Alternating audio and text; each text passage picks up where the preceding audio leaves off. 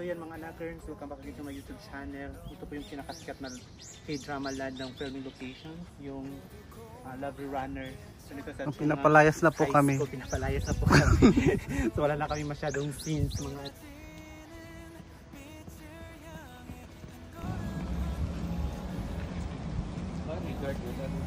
Aray. So yan mga knockers, nandito po tayo sa mga filming location po ng Lovely Runner, isa sa mga trending ngayon na K-drama. So if you remember sa episode 2, I think si Imsul, she got punishment kasi nakita siya na nagsisigarilyo dito siya pinarusahan ng kanyang teacher.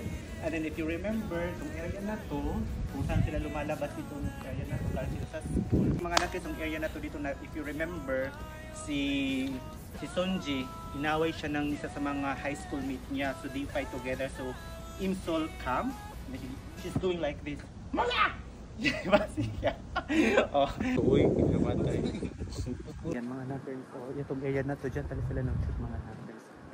Diba? Sila may shoot.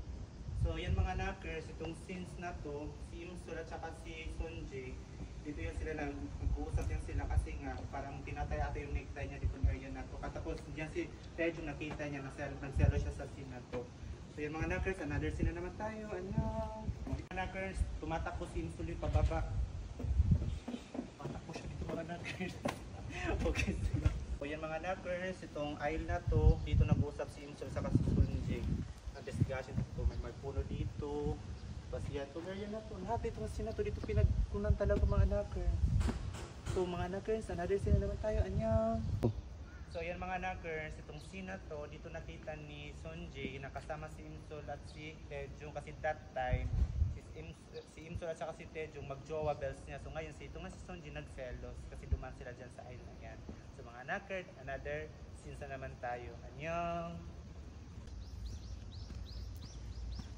So, yun mga knockers, if you remember, dito naglalakad si Imsul. Tapos tinight niya yung shoes niya kasi nga na after pagbaba yung nakaganon siya, that time yung mga bully niya mga classmate at tinapot siya kasi nga yung isang lalaki nagkagusto sa kanya. Si Taejung ba yung pangalan niya? O Taejung ata yun.